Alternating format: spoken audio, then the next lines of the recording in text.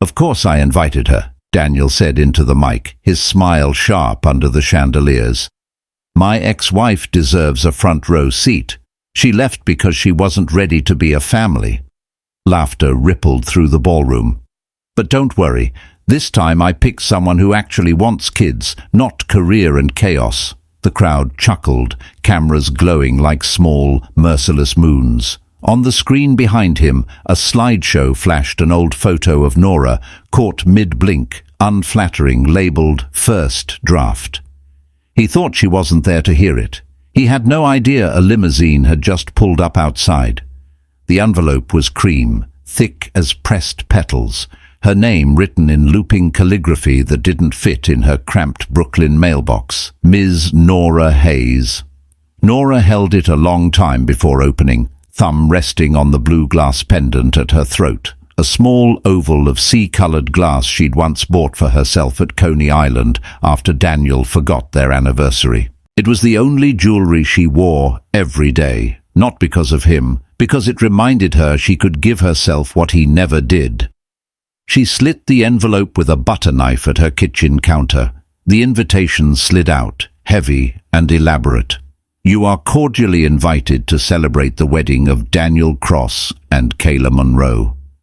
The date, June 8th. The venue, the Plaza Hotel, New York City. Her breath caught. Kayla Monroe, the bridesmaid who'd held Nora's bouquet at her own wedding 5 years earlier. The woman who'd laughed a little too hard at Daniel's jokes, who'd once, accidentally, texted him a mirror selfie in a silk robe. Nora's phone buzzed. It was a text from her best friend, Tasha. Please tell me you got the circus invitation. I'm coming over. Don't start spiraling without supervision. Nora's apartment smelled faintly of coffee and baby shampoo. From the next room came the tumbling sound of tiny feet and a shrill giggle. Mommy, Leo took my penguin. Did not. Did too. Triplets. 3 small lives that had realigned the axis of her world. Leo, Max, and Isla. 3 reasons she'd learned to breathe again after Daniel. Nora tucked the invitation face down on the counter just as the front door burst open and Tasha arrived, carrying 2 paper cups from Starbucks and the energy of a storm. Where is it? Tasha demanded. Where is the emotional terrorist's announcement? Nora slid the invitation over. When Tasha saw the names, she let out a low whistle. He really did it, Tasha said. He married the rebound. Apparently. Nora tried to sound indifferent. Her stomach, however, did a slow, painful twist.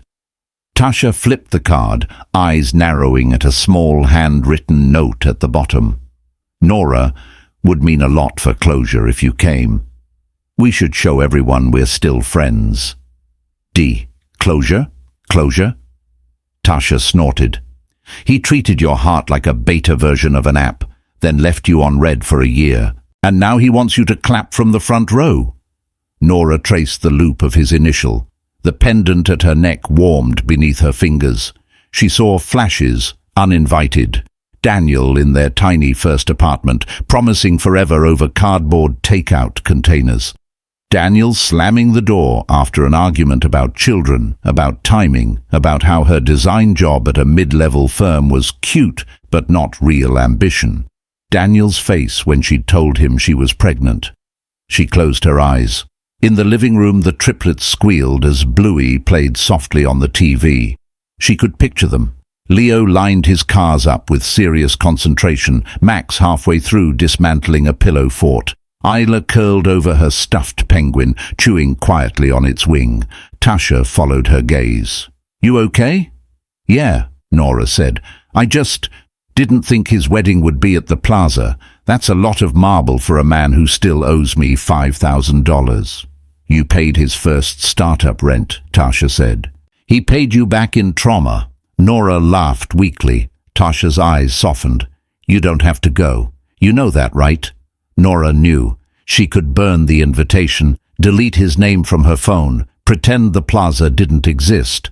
But beneath the swirl of dread, there was something else. A small, fierce ember. It wasn't revenge. Not exactly. It was the desire to be seen clearly, at least once, not as the too emotional wife or the unstable woman he'd told people about after their sudden divorce, not as the rumor who couldn't handle marriage and had disappeared, but as who she had become, a woman who'd rebuilt herself in the quiet, raising 3 children alone, learning how to pitch architectural designs again after stepping back from the career he'd told her wasn't going anywhere. Her phone lit up again, this time with a name that still felt surreal. Adrien Locke. The notification preview showed a simple message. Dinner tonight. Miss you and the chaos. Adrien Locke, the billionaire she'd met in the most unlikely corridor of her life. Tasha saw the name and gave a low whistle. Speaking of glow-ups. Don't start, Nora warned, but her cheeks warmed. Tasha leaned on the counter, eyes flicking between the embossed invitation and Adrien's name on the screen. You know, Tasha said slowly, there's a special kind of justice in walking into that ballroom with the life he said you'd never have. Nora thought about that. About the plaza's mirrored walls, the crystal chandeliers, about Daniel at a microphone making some smug speech, about herself walking in, not alone, not broken, but standing straight. The blue glass pendant pressed against her collarbone like a pulse. I haven't decided if I'll go, she said. Tasha grinned. Maybe decide over dinner with the billionaire. Nora rolled her eyes, but she didn't say no. She picked up her phone and stared at Adrien's message. Then, with a small exhale that felt like the first step onto a long, unfamiliar path, she typed, Dinner sounds good. I have something weird to show you. She glanced back at the invitation. The title of the night was already writing itself in her mind, even if she didn't know it yet. The night an ex-husband tried to shame his ex-wife and discovered she was no longer the draft he'd left behind. The restaurant Adrien chose was quiet, tucked on a cobblestone street in Tribeca. Low lighting, candles, real linen napkins, the kind of place that kept paparazzi away with discretion, not force. When Nora arrived, she paused a moment at the entrance, smoothing the soft navy dress she'd changed into after putting the triplets to bed. The blue glass pendant rested over her sternum, a familiar weight. She spotted Adrien near the back, phone face down, posture relaxed in a charcoal blazer. His dark hair had that effortless almost mess, the kind that probably cost more in styling products than her entire wardrobe. His face, however, was open, warm brown eyes, a smile that crinkled in the corners like he actually meant it. Nora, he said, rising. And there it was again, that little shock she never got used to. This billionaire, this man whose face had appeared on the cover of Forbes, saying her name like it mattered more than any portfolio. Hey, she said, sorry I'm late. Isla staged a full-scale toothpaste protest. Sounds serious. He pulled out her chair. Did the government get involved? 3 poor patrol officers and a stuffed penguin, actually. He laughed, the sound low and genuine, and for a moment the invitation in her bag felt farther away. They ordered. Wine for him, sparkling water for her. The restaurant thrummed with quiet conversations, the clink of cutlery, the occasional burst of laughter. So, Adrien said once the small talk had settled, you said you had something weird to show me, which is not ominous at all. Nora took a breath. My ex-husband is getting married. Adrien's brows lifted slightly. The one who... Yeah, that one. She pulled the invitation out of her bag and slid it across the table. He read the front, then flipped it open, eyes scanning the details. His gaze snagged on the note at the bottom. She watched his jaw tighten almost imperceptibly. Closure, huh, he said. That word has done a lot of damage in the world. Yes, but in a pretty font this time. He smiled faintly, then looked up. How do you feel about it? Nora opened her mouth with a ready answer. Fine, whatever, it's old news. But the words caught in her throat. I thought I was okay, she admitted. But when I saw Kayla's name, and the plaza, and his little note about being friends. It was like my lungs forgot how to work. Adrien nodded, silent. "It's not that I want him back," she continued.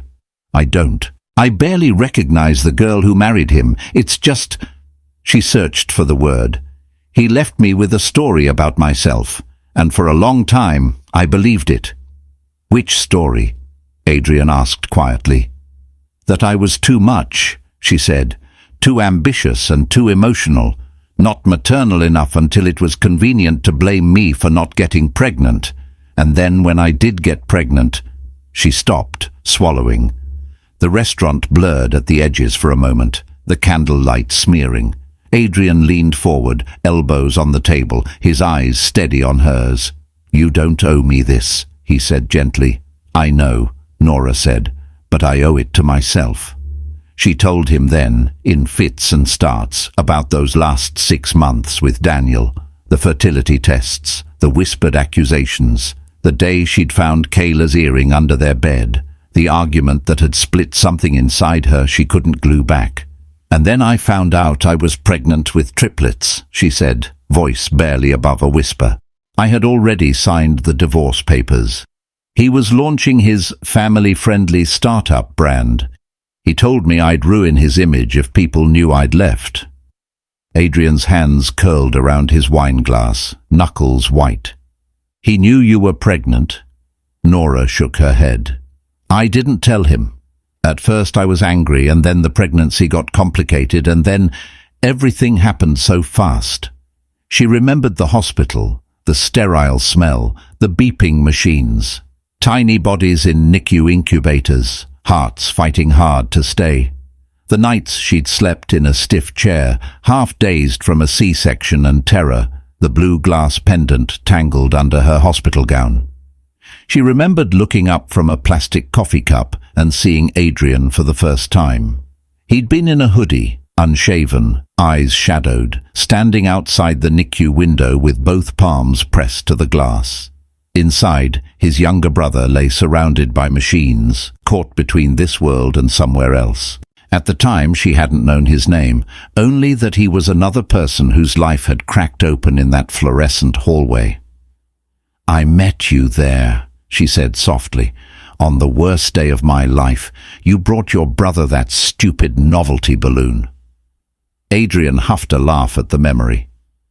"It said, 'Get wellish.' I panicked. It was the only thing left." "You sat next to me," Nora said, "and you told me the coffee was terrible, which it was. And you asked me my baby's names, and you didn't treat me like I was fragile or broken, just tired." "For the record," Adrien said, "you were also the only person in that entire wing who laughed when I tripped over the IV cart. I'd just watched a nurse scold a billionaire for blocking the linen closet. It was exquisite." He smiled, the memory softening his features. "It's been 3 years," Nora said. "Daniel has told everyone his version of why I left. The crazy ex-wife who couldn't commit, the one who didn't want a family.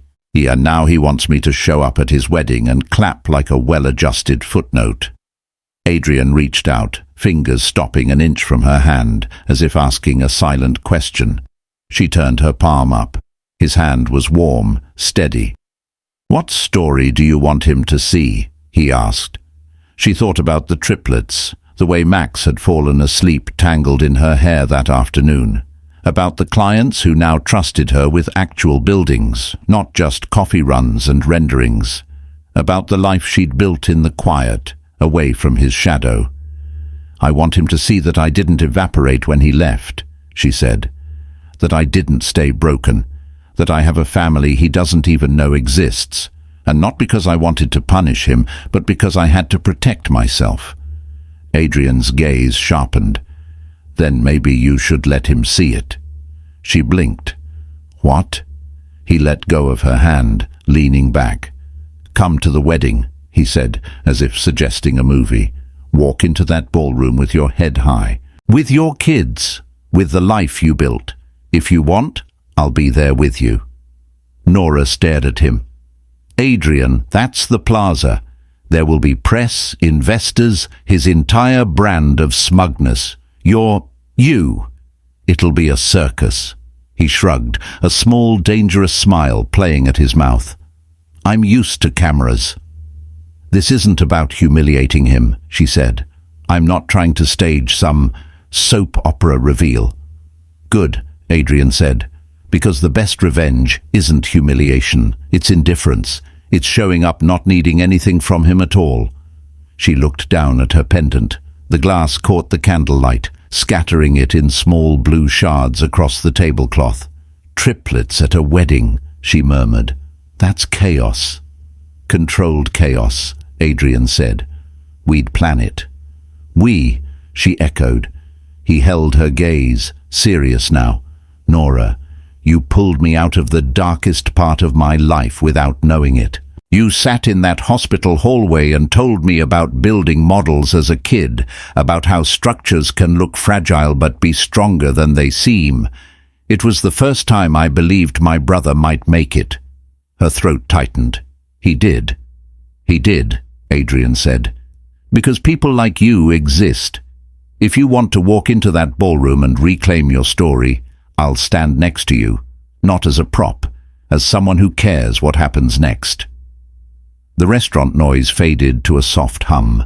Outside, rain began to tap against the windows, city lights blurring through the streaks. Nora exhaled slowly. Okay, she said. If I do this, it's not a performance. I'm not going to let my children be part of a spectacle. Understood, Adrien said. No spectacle. Just a woman walking into a room she once thought she'd never survive. And a billionaire, she added wryly. He grinned. And a billionaire, purely incidental.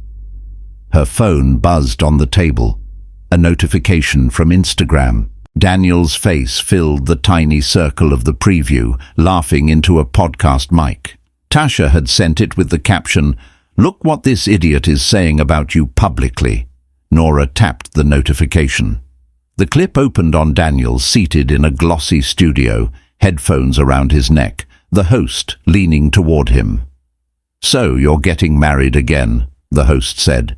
"Any advice for our listeners about learning from past relationships?" Daniel chuckled.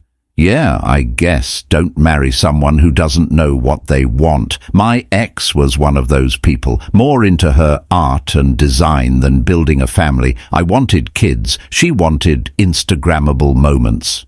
The host laughed. "Sounds like you dodged a bullet." Daniel smirked. "Let's just say, this time I chose someone who actually sees me, not someone who disappears when things get real." Nora felt the words like tiny cuts, shallow but stinging. Adrien watched her face, then the screen. His jaw set. "If there were any doubt," he said quietly, "it's gone now." She held his gaze, anger and hurt and something fierce rising in her chest. "Okay," Nora said, "let's plan a wedding entrance." She closed the video, the echo of Daniel's laugh still in her ears. Her fingers found the blue glass pendant and held it like a promise. The mistake hadn't been marrying Daniel Cross. It had been believing him when he told her that love meant shrinking. Back then, Nora Hayes was 26 and convinced that if she didn't marry her college sweetheart, she'd somehow miss the exit ramp to adulthood. They'd met at Columbia, both half-broke and over-caffeinated. Daniel was charismatic, the kind of guy who knew the bartender and the professor. He'd talked about launching a startup that would change how families organize their lives, sketching logos on napkins. She'd shown him her portfolio of conceptual buildings, nervous and hopeful. "You're brilliant," he'd said then, tracing one of her lines with his finger. "We're going to build an empire together. You design it, I sell it." The first 2 years were good, not perfect but real. They'd lived in a walk-up in Queens, walls thin enough to hear their neighbors argue about reality shows. Nora worked late at a midtown firm, paying actual bills. Daniel bounced between jobs and ideas, always one pitch away from greatness. On good nights they'd end up on the fire escape with bodega wine, making promises to the sky. "When my app takes off," Daniel would say. You'll quit that soul-sucking job and design for fun. We'll travel. Paris, Tokyo, all of it. What if I like designing things that actually get built? She'd counter. He'd kiss her nose. Of course you do, but we'll have options. That's the point. The shift had been slow. First, he started asking her to come home earlier. Just this week, he'd say. I need you to help me with these financial projections. Then he mocked her deadlines. They're giving you another revision? He'd scoff. Babe, they're using you. You're too talented to be someone's CAD monkey. When she stayed late anyway, he pouted. I feel like I'm not your priority, he'd say. You're never here when I need you. So she started saying yes to his needs and no to her own. She turned down a challenging project, designing a community center, because Daniel's beta launch was finally happening, and he needed her to manage the investor deck. She stopped going to her weekly figure drawing class because he complained about eating dinner alone. When he first brought up kids, it was in a grocery store aisle, holding a jar of pasta sauce. Wouldn't it be fun? He'd said, looking at a toddler nearby. Little us running around. You could do your design thing part-time, and I could build the company knowing you've got home handled. She'd laughed it off. Maybe in a few years. I want to at least design one building that doesn't get value engineered to death. He'd smiled, but it hadn't reached his eyes. You and your buildings. The first real crack came after they married in a small ceremony in Brooklyn. No plaza, just string lights and cheap champagne. Kayla had been there, of course, in a blush pink dress, wiping stage tears as she toasted their epic love story. 3 months later, Nora found an email on their shared laptop. It wasn't explicit, just flirtatious. Kayla praising Daniel's podcast appearance, saying she'd never met a man who understood women so deeply. Nora had confronted him, heart hammering. It's just attention, he'd said, irritated. You know how media works. You're married, she'd said, and you're paranoid, he'd snapped. She'd let it go. That had been the mistake inside the mistake, making herself the problem so he didn't have to be. The arguments about children intensified. You keep moving the goalposts, he'd said one night, slamming a cupboard. First you wanted to finish your licensure, now you want more projects. When is it going to be enough? When I feel like I won't disappear, she'd said before she could stop herself. His eyes had gone cold.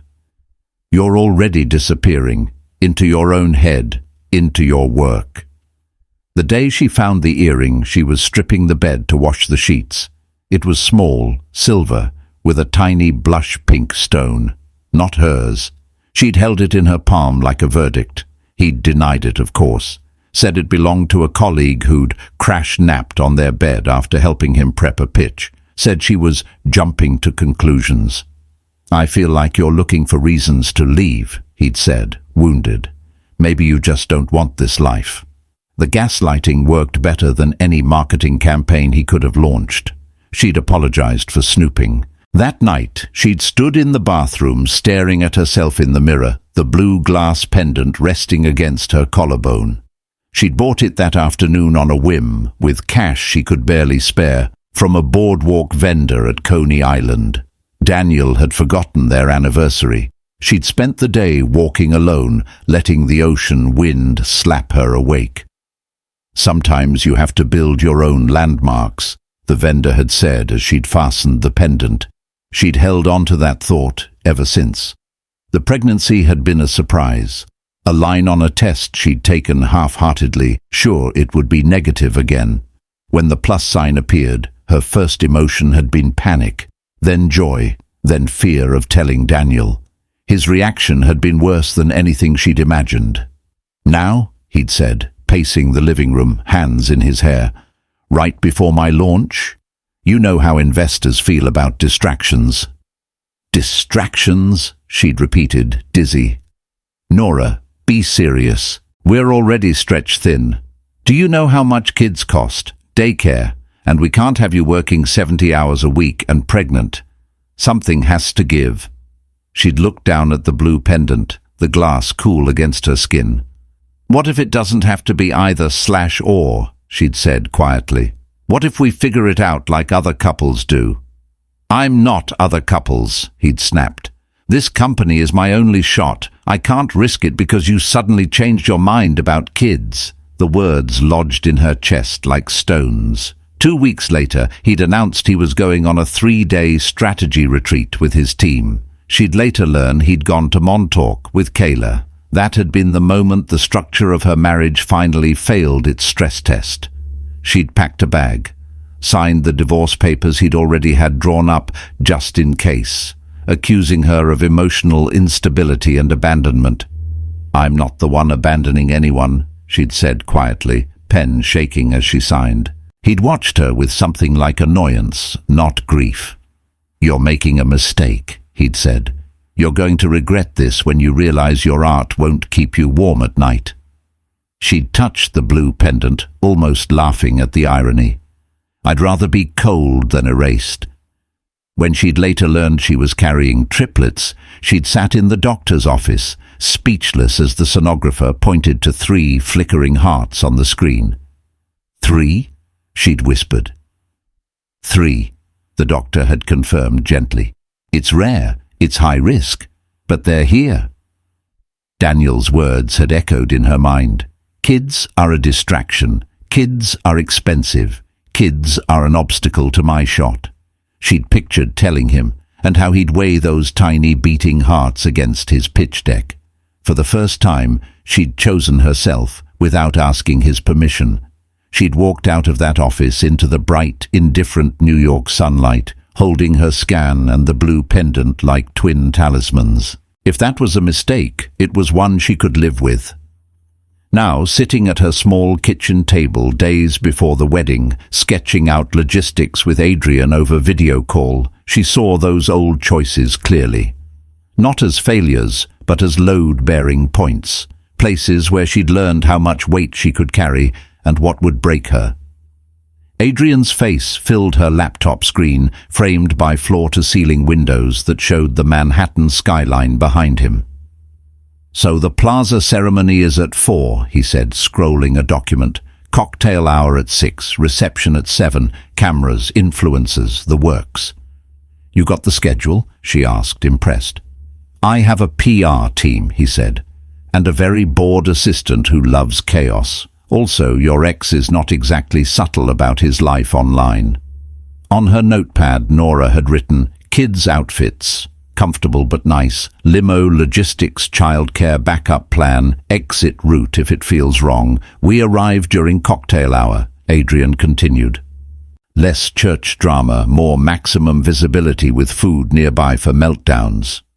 I still can't believe I'm considering bringing 3 toddlers to a room full of glassware, Nora said. We'll have backup, he assured her. My security detail can double as bubble wranglers. She smiled, but the nerves remained, humming under her skin like electricity. Are we sure this isn't petty? She said. I don't want to be him. I don't want my kids to be weapons. Adrien's expression softened. Tell me why you're doing it. She looked down at the blue pendant, catching the afternoon light from her window. Because he told the world I didn't want a family, she said, and that lie still lives in other people's mouths. I'm not doing this to humiliate him. I'm doing it to stand in the same room as that lie and not flinch. Adrien nodded. That's not petty. That's reclamation. On the wall behind her, the triplets' finger paintings, abstract swirls of color, leaned against a bookshelf, held up with washi tape. The markers of a life no one in Daniel's world had ever seen. Okay, she said. Then let's build the entrance like a structure. It needs good bones, fail-safes, exits. Adrien grinned. Spoken like an architect. She rolled her eyes. Spoken like a woman who's had enough collapses. As they went over details, she felt something settle inside. This wasn't about a performance. It was about architecture of another kind, designing a moment that could hold the weight of her past without crushing her present. The mistake had been shrinking. The wedding would be the place she stopped. The morning of the wedding arrived soft and grey, clouds hanging low over Brooklyn like folded blankets. Nora woke before her alarm, heart already beating faster than it should. For a moment, disoriented, she thought she was back in that old Queen's apartment, Daniel snoring beside her, arguments waiting in the hallway. Then a small foot landed squarely on her ribs. "Up," Max announced, dragging his penguin onto her chest. "Cereal."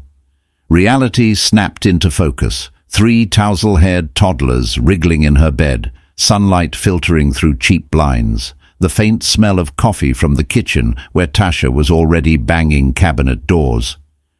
"Today's a big day," Tasha sang, popping her head in.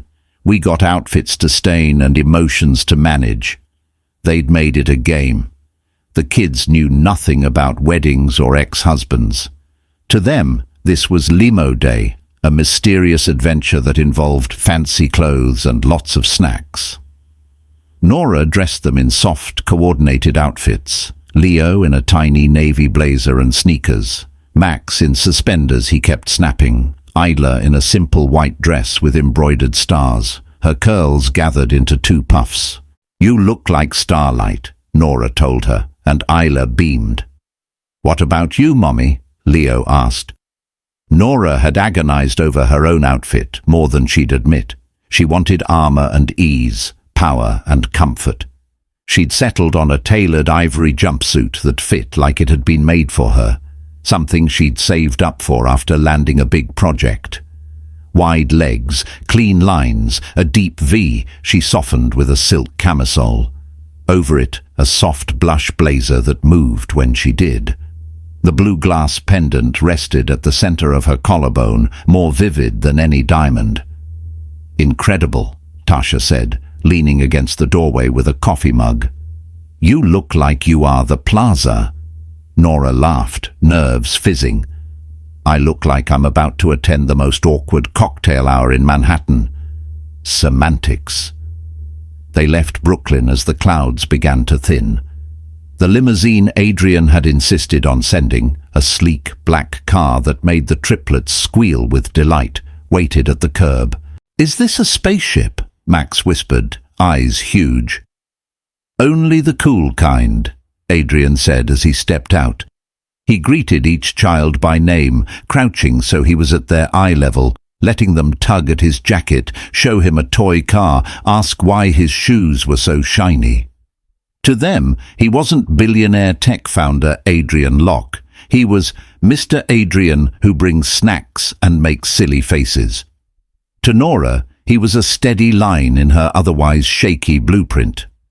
"Ready?" he asked, straightening, offering her his hand.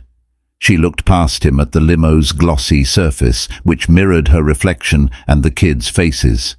She saw a woman she wouldn't have recognized 5 years ago. Tired, yes, but grounded, eyes clear. "Ready," she said, taking his hand. The ride into Manhattan was a blur of questions and cereal bars. Isla pressed her face to the window, narrating every bus and dog. Leo counted taxis. Max tried to figure out how many pretzels he could fit in his mouth at once. Adrien sat opposite Nora, his knee brushing hers with each turn. The contact was tiny, but it anchored her, like a hidden steel beam. As they crossed the bridge, the skyline unfolded, steel and glass reaching up into the morning. "You know," Adrien said, watching her gaze drift to the buildings. "One of my board members asked why I was taking today off. I told her I had to attend the most important product launch of the year." She snorted. "Which product is that?" "Your courage," he said simply. Her throat tightened unexpectedly. She looked away, blinking hard. They pulled up to the plaza's side entrance first, to avoid the main crush of photographers. Adrien's security team coordinated with the staff, clearing a path. Inside, the air was cool and perfumed, light bouncing off marble and brass. Nora had only ever seen it in movies and glossy bridal magazines. "Big castle," Leo whispered, clutching her hand. "Shiny floors," Max observed, attempting to slide before Nora caught him. "Chandeliers," Isla breathed, pointing up. "Remember the rules," Nora murmured, kneeling to meet their eyes. We use inside voices. We stay close. If you feel scared or tired, you tell me or Mr. Adrien, okay?" They nodded solemnly. Adrien leaned down. "And we have a secret code word," he said. "If any of you say penguin, we leave. No questions asked. Deal?" "Penguin!" Max yelled experimentally. "Not now," Nora said, laughing despite herself. They were escorted to a private lounge where a soft-spoken coordinator gave Nora a quick rundown. The ceremony was ending. Guests would move to cocktail hour in the terrace room. The main ballroom would open later. "Your arrival has been noted," the coordinator said carefully, eyeing Adrien with professional neutrality that barely hid her curiosity. Nora's stomach flipped. "Does he know I'm here?" she asked. "Not yet," Adrien said. "We're early." They had 15 minutes. Nora stood near a window overlooking Fifth Avenue, watching taxis inch by, tourists lifting their phones. Her reflection in the glass was ghostly, layered over the city. She thought about the reveal that was about to happen, not the spectacle in the ballroom, but the truth within herself. 3 years ago, she'd left this man, this world, with a belly full of unknowns and a heart full of fractures. She'd given birth alone, held 3 tiny, fragile humans whose lives were measured in grams and days. She'd started over, learned to ask for help, learned to say no. She'd met Adrien in a hallway that smelled like disinfectant and despair. He'd been there for his brother, who'd survived. Later, when he'd looked her up, he hadn't led with money or power. He'd asked her to consult on a project, redesigning shelter spaces for families who'd lost everything. He'd paid her like a professional, not a charity case. Feelings had come slowly, in the gaps between meetings and shared takeout and late-night calls when one of the kids had a fever and she needed someone to talk to. The reveal wasn't that she'd moved on to a billionaire. It was that she'd moved on to herself. Her phone buzzed. A text from an unknown number. "Heard you're at the hotel. Brave of you. K. Kayla." Nora stared at the message, surprised, then typed back before she could overthink it. No bravery, just tired of ghosts. There was a pause. Then, "For what it's worth, he told me you didn't want kids, only found out last month about your pregnancy. He left that part out." Nora's pulse quickened. "How did you find out?" "A mutual friend saw you with 3 toddlers at the park in Brooklyn. Thought they were your nieces. He lied to both of us, Nora. I'm not saying this to make you feel better. I just wish I'd known sooner." The door opened. The coordinator stepped in. "They're moving into cocktail hour," she said. "We can bring you through the side corridor when you're ready." Nora pocketed her phone, Kayla's words echoing strangely. He'd lied to Kayla too. The betrayal was a web, not a straight line. "Ready?" Adrien asked again, offering his arm. She took it. As they walked toward the terrace room, the blue glass pendant swung gently against her skin. Once, it had been a small act of defiance. Now, it felt like a compass. She wasn't here to expose him. She was here to stop hiding herself. The terrace room buzzed with the sound of people who believed in their own importance. Laughter and clinking glasses, the murmur of investment talk, the rustle of designer dresses. Musicians played something light in the corner, strings floating under the conversation. Nora stood just beyond the threshold, half hidden by a towering floral arrangement. Through the archway, she could see clusters of guests. Some she recognized from Daniel's social media. Influencers with practiced smiles, startup bros in slim-fit suits, Kayla's friends with curated hair. At the far end, by the bar, Daniel himself held court. He was taller than she remembered, or maybe it was the posture, confidence inflated by attention. His tux fit well, his hair was artfully tousled, that charming grin in place. He looked like the man she'd once married and the man who'd broken her in the same breath. As she watched, he raised his hand for attention, tapping a spoon against his glass. The sound rang out, clear and bright. "Everyone," he called, voice amplified by a portable mic, casual yet commanding. "Just a quick toast before we move into the ballroom." Nora froze. This hadn't been in any schedule. Adrien's fingers brushed hers, grounding her. Daniel smiled, gaze sweeping the room. "First, thank you all for being here to celebrate Kayla and me. We're so grateful. It's been a journey, right?" Scattered applause. "Some of you know this isn't my first time at the altar," he continued, tone self-deprecating. "I made a lot of mistakes in my first marriage. I married someone who wasn't ready to be a partner. Someone who didn't really want the whole family thing, who was more interested in their own projects." Nora's stomach dropped. It was the podcast all over again, but live, with champagne. "I don't say that to throw shade," Daniel added, smirking. "We all grow, but this time I chose someone who actually understands me, who wants the same future I do. Kids, home, the whole thing." The crowd chuckled knowingly. "And if my ex is watching this somewhere," he said, raising his glass toward an imaginary camera, "I hope she knows I genuinely wish her the best. I hope she finds whatever it is she was looking for." A few people laughed, the cruel kind. Someone near the bar muttered, "She probably did." A ring light. Heat flared in Nora's chest. The room seemed to tilt slightly, the music warping at the edges. Adrien leaned in, voice low at her ear. "We can leave," he said. "Right now. We don't owe this room anything." She swallowed hard, pulse pounding. The triplets were fidgeting around her legs, momentarily quiet as they sensed the tension. "No," she said, surprising herself with the steadiness in her voice. "We finish what we came for." Her phone buzzed in her pocket. Another message from Kayla. "He's giving a speech, isn't he? He practiced those lines in the mirror for weeks. I'm so sorry." Nora stared at the text, then something inside her clicked into place. She typed back, "Thank you for telling me the truth. That's more than he ever did." Then she slipped the phone away and stepped forward. "Ready?" Adrien asked. "Let's go," she said.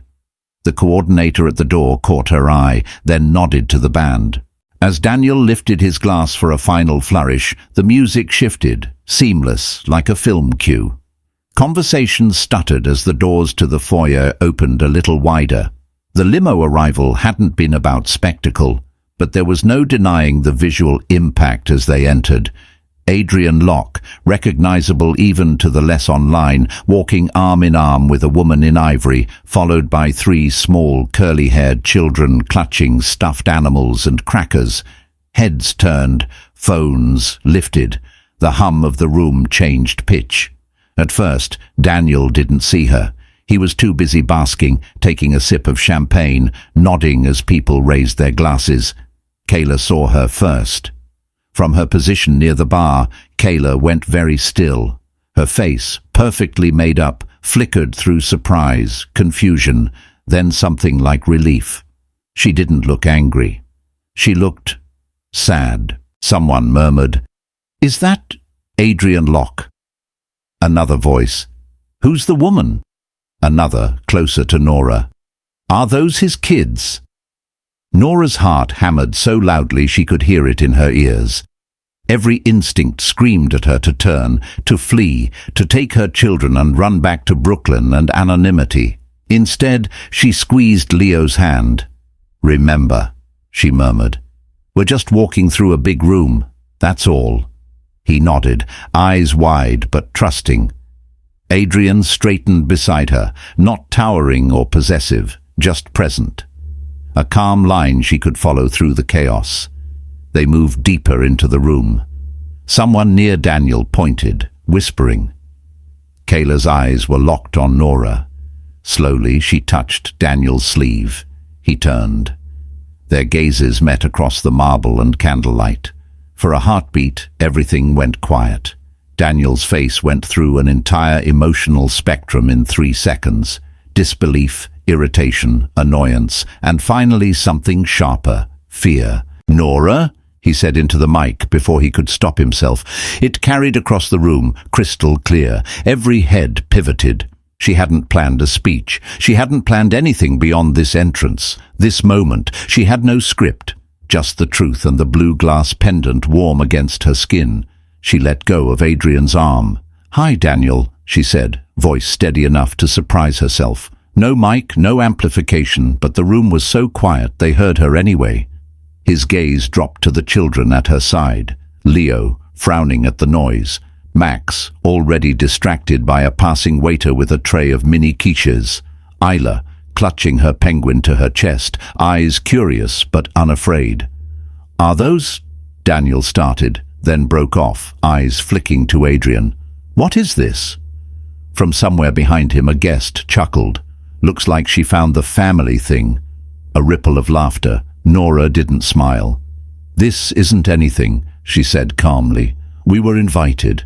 We're just passing through." The phrase echoed Adrien's earlier words. Not a spectacle, a passage. Adrien stepped forward just enough to be heard. "Congratulations on your wedding, Daniel," he said, voice polite, neutral. "Beautiful venue." Recognition dawned on more faces. Whispers flared. "Is that? I saw him on CNBC last week." "Holy, she upgraded." The last murmured comment made Nora wince. This wasn't what she wanted, the comparison, the scoreboard. She hadn't come to prove she'd won. She'd come to prove she'd survived. Daniel's grip tightened on the mic, his jaw flexed. "So," he said, forcing a smile that didn't reach his eyes, "you show up to my wedding with props." He gestured toward the children, and something inside Nora snapped. "They're not props," she said, her voice low, suddenly dangerous. "They're my children," gasps. A glass clinked too hard against a table. "You're—" Daniel frowned, then laughed, brittle. "Since when do you have kids, Nora? Last I checked, you didn't want them. They were too much of a distraction, right?" The words were knives, thrown not just at her, but at the little ears around her. She stepped slightly in front of the triplets, not shielding them. She would not teach them to cower, but placing herself as a buffer.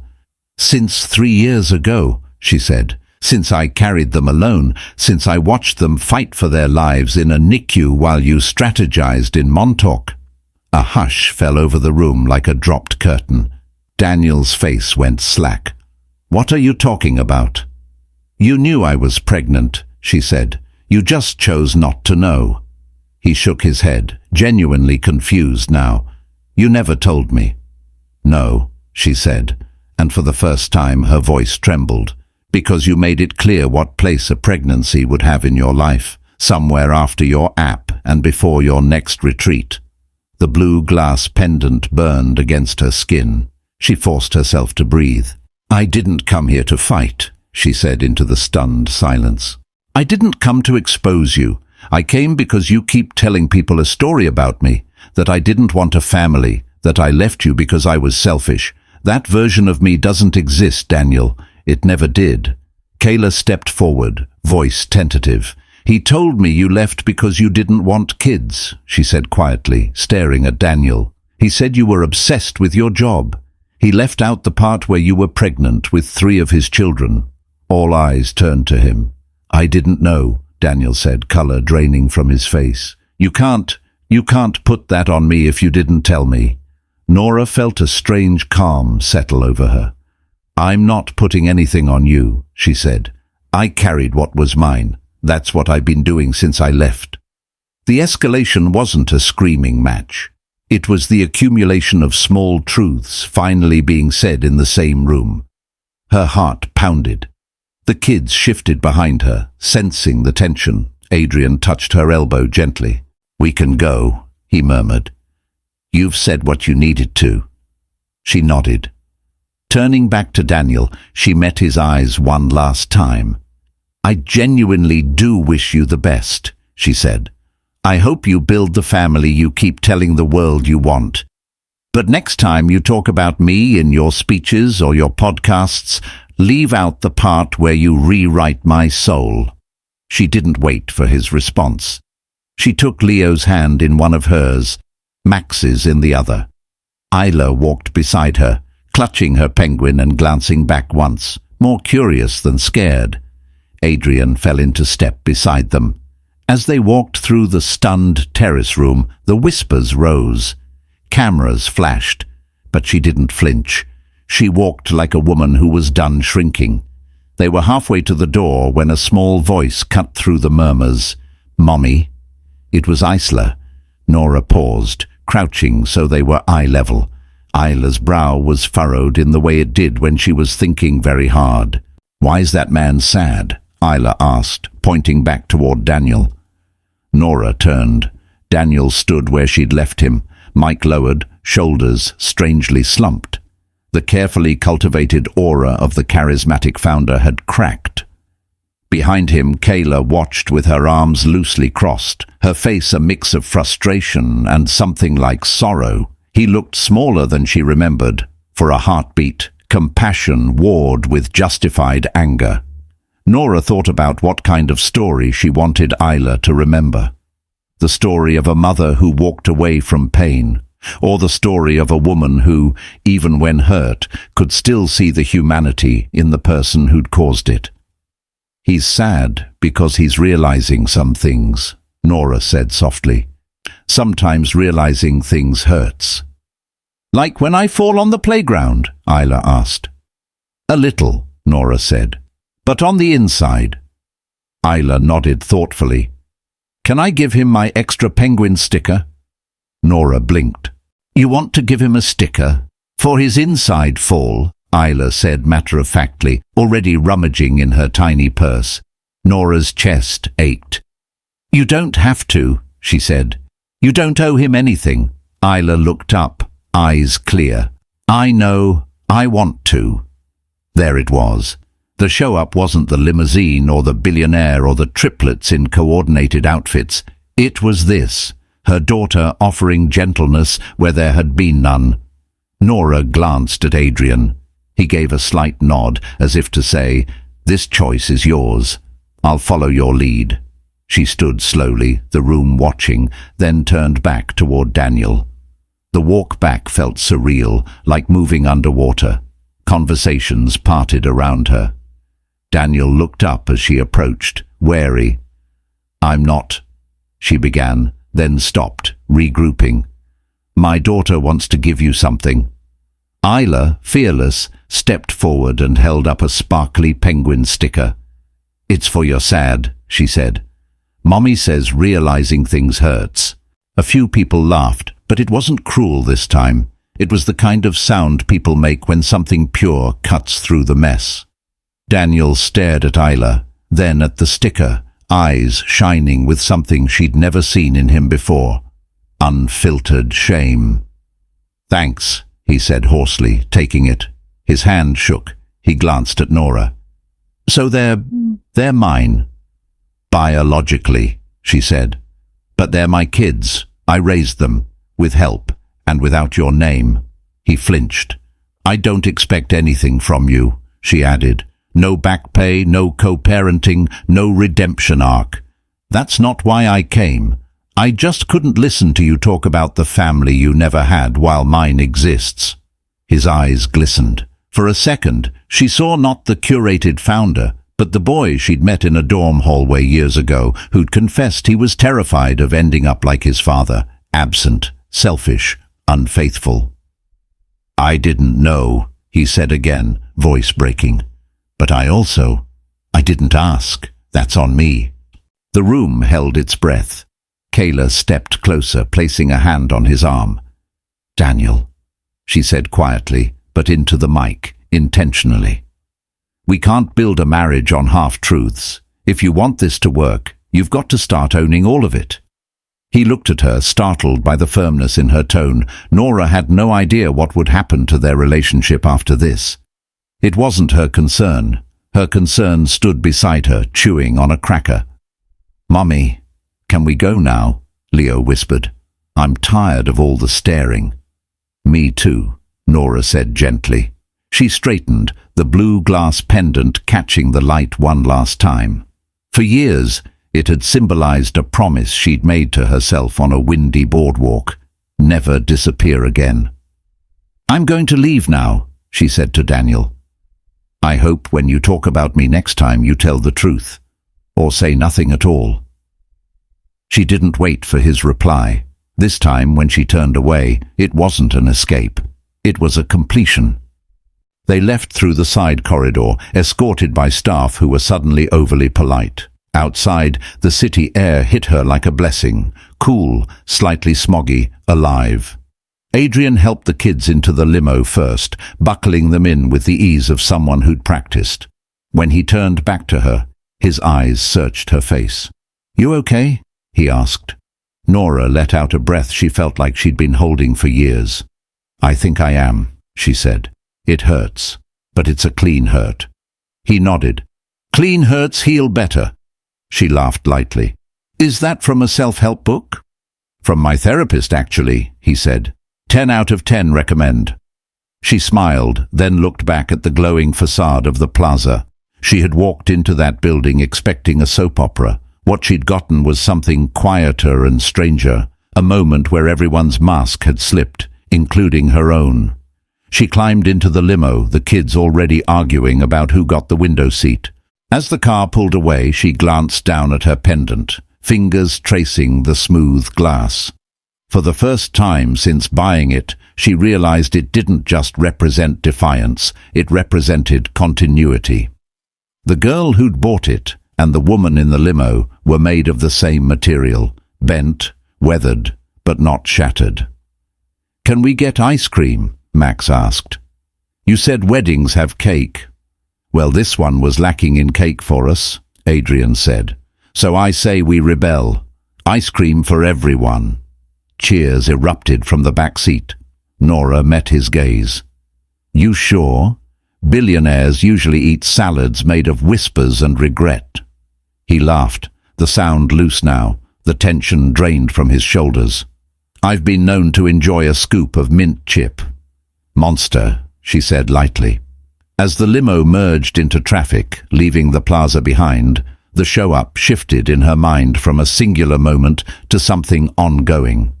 It wasn't about how she'd entered that room. It was about how she'd left. With her head up, with her children, with her chosen people, and with a story that finally belonged to her.